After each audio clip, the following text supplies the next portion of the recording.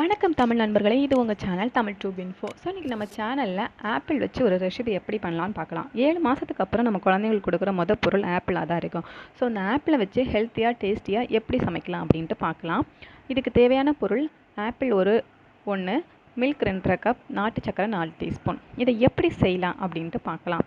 First ஆப்பிளை நல்லா wash பண்ணி அதோட மேல் தோலை நல்லா சீவிக்கோங்க. அதுக்கப்புறம் அதை குட்டி குட்டியாக கட் பண்ணி ஒரு பாத்திரத்தில் எடுத்துக்கோங்க. அது கூட நீங்கள் பால் ஆட் பண்ணிக்கோங்க. இது ரெண்டையுமே ஒரு 4 நிமிஷம் வேக வைங்க. அதுக்கப்புறம் அதை வெளியில் எடுத்துருங்க. அதுக்கப்புறம் நம்மக்கிட்ட இருக்க நாட்டு சர்க்கரையை அது கூட மிக்ஸ் பண்ணிடலாம். மிக்ஸ் பண்ணிவிட்டு அதுக்கப்புறம் 1 நிமிஷம் இதை மறுபடியும் வேக வச்சிடலாம். அதுக்கப்புறம் 1 நிமிஷத்துக்கு அப்புறம் அதை வெளியில் எடுத்து அதை விட்டுருங்க. அது நல்லா சூடு ஆறுனதுக்கப்புறமா ஃபைனலாக அதை நம்ம மிக்சியில் போட்டு நல்லா பிளெண்ட் பண்ணிக்கலாம். அவ்வளோதான், ரெசிபி ரெடி. நான் சொன்ன இந்த ரெசிபி 2 பேருக்கானது. உங்களுக்கு எப்போ தேவையோ அப்போ உங்களுக்கு ஏற்ற மாதிரி நீங்கள் செஞ்சுக்கோங்க. எப்போவுமே ஒன்று ஞாபகம் வச்சுக்கோங்க, எப்போ தேவையோ அப்போ மட்டும் ப்ரிப்பேர் பண்ணுங்கள்.